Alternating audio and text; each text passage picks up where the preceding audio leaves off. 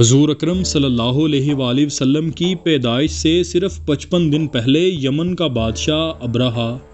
ہاتھیوں کی فوج لے کر کعبہ کو ڈھانے کے لیے مکہ پر حملہ آور ہوا تھا۔ ابرہہ حاکم حبشہ کی طرف سے یمن پر قبضہ کرنے کے لیے بھیجے گئے لشکر میں سے ایک دستے کا سپہ سالار تھا،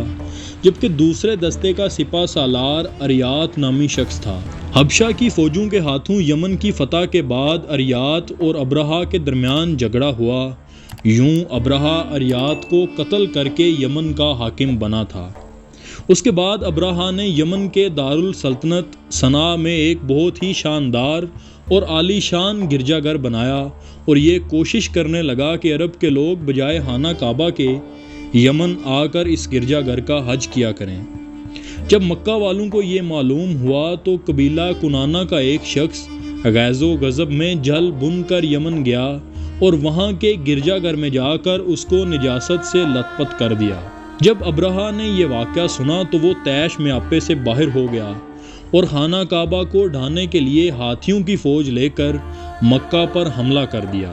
اور اس کی فوج کے اگلے دستے نے مکہ والوں کے تمام اونٹوں اور دوسرے مویشیوں کو چھین لیا۔ اس میں 200 یا 400 اونٹ حضرت عبد المطلب کے بھی تھے۔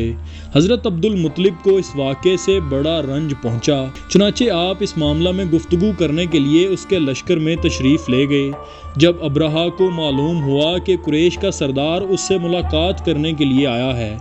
تو اس نے آپ کو اپنے خیمہ میں بلا لیا، اور جب حضرت عبد المطلب کو دیکھا کہ ایک بلند قامت، روبدار اور نہایت ہی حسین و جمیل آدمی ہیں جن کی پیشانی پر نور نبوت کا جاہ و جلال چمک رہا ہے، تو صورت دیکھتے ہی ابرہہ مرعوب ہو گیا اور بے اختیار تخت شاہی سے اتر کر آپ کی تعظیم و تکریم کے لیے کھڑا ہو گیا اور اپنے برابر بٹھا کر دریافت کیا کہ کہیے سردار قریش، یہاں آپ کی تشریف آوری کا کیا مقصد ہے؟ حضرت عبد المطلب نے جواب دیا کہ ہمارے اونٹ اور بکریاں وغیرہ جو آپ کے لشکر کے سپاہی ہانک لائے ہیں، آپ ان سب مویشیوں کو ہمارے سپرد کر دیجئے۔ یہ سن کر ابرہہ نے کہا کہ اے سردار قریش، میں تو یہ سمجھا تھا کہ آپ بہت ہی حوصلہ مند اور شاندار آدمی ہیں، مگر آپ نے مجھ سے اپنے اونٹوں کا سوال کر کے میری نظروں میں اپنا وقار کم کر دیا۔ اونٹ اور بکری کی حقیقت ہی کیا ہے؟ میں تو آپ کے کعبہ کو نعوذ باللہ توڑ پھوڑ کر برباد کرنے کے لیے آیا ہوں، آپ نے اس کے بارے میں کوئی گفتگو نہیں کی۔ حضرت عبد المطلب نے کہا، مجھے تو اپنے اونٹوں سے مطلب ہے، یہ کعبہ میرا گھر نہیں بلکہ وہ خدا کا گھر ہے، وہ خود اپنے گھر کو بچا لے گا، مجھے کعبہ کی ذرا برابر بھی فکر نہیں۔ یہ سن کر ابرہہ اپنے فرعونی لہجہ میں کہنے لگا کہ اے سردار مکہ، سن لیجئے، میں کعبہ کو ڈھا کر اس کی اینٹ سے اینٹ بجا دوں گا اور روئے زمین سے اس کا نام و نشان مٹا دوں گا، نعوذ باللہ، کیونکہ مکہ والوں نے میرے گرجا گھر کی بڑی بے حرمتی کی ہے، اس لیے میں اس کا انتقام لینے کے لیے کعبہ کو مسمار کر دینا ضروری سمجھتا ہوں۔ حضرت عبد المطلب نے فرمایا کہ پھر آپ جانیں اور خدا جانے، میں آپ سے سفارش کرنے والا کون؟ اس گفتگو کے بعد ابرہہ نے تمام جانوروں کو واپس کر دینے کا حکم دے دیا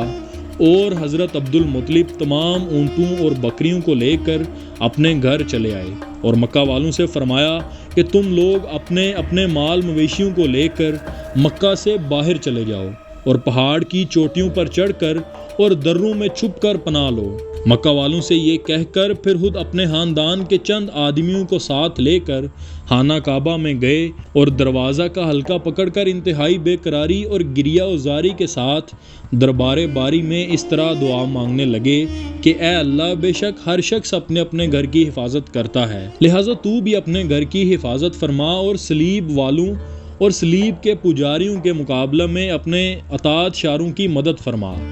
حضرت عبد المطلب نے یہ دعا مانگی اور اپنے خاندان والوں کو ساتھ لے کر پہاڑ کی چوٹی پر چڑھ گئے اور خدا کی قدرت کا جلوہ دیکھنے لگے۔ ابرہہ جب صبح کو کعبہ ڈھانے کے لیے اپنے لشکر جرار اور ہاتھیوں کی قطار کے ساتھ آگے بڑھا اور مقام مغمس میں پہنچا تو خود اس کا ہاتھی، جس کا نام محمود تھا، ایک دم بیٹھ گیا۔ ہر چند مارا اور بار بار للکارا مگر ہاتھی نہیں اٹھا۔ اسی حال میں قہر الہی ابابیلوں کی شکل میں نمودار ہوا اور ننھے ننھے پرندے جھنڈ کے جھنڈ جن کی چونچ اور پنجوں میں 3 کنکریاں تھیں سمندر کی جانب سے حرم کعبہ کی طرف آنے لگے۔ ابابیلوں کے ان لشکروں نے ابرہہ کی فوجوں پر اس زور و شور سے سنگ باری شروع کر دی کہ آن کی آن میں ابرہہ کے لشکر اور اس کے ہاتھیوں کے پرہچے اڑ گئے۔ ابابیلوں کی سنگ باری خداوند قہار و جبار کے قہر و غضب کی ایسی مار تھی کہ جب کوئی کنکری کسی فیل سوار کے سر پر پڑتی تو وہ اس آدمی کے بدن کو چیرتی ہوئی ہاتھی کے بدن سے پار ہو جاتی تھی۔ ابرہہ کی فوج کا ایک آدمی بھی زندہ نہیں بچا اور سب کے سب ابرہہ اور اس کے ہاتھیوں سمیت اس طرح ہلاک اور تباہ و برباد ہو گئے کہ ان کے جسموں کی بوٹیاں ٹکڑے ٹکڑے ہو کر زمین پر بکھر گئیں۔ چنانچہ قرآن مجید کی سورہ فیل میں اللہ تعالیٰ نے اس واقعے کا تفصیل سے ذکر بھی فرمایا۔ جب ابرہہ اور اس کے لشکروں کا یہ انجام ہوا تو حضرت عبد المطلب پہاڑ سے نیچے اترے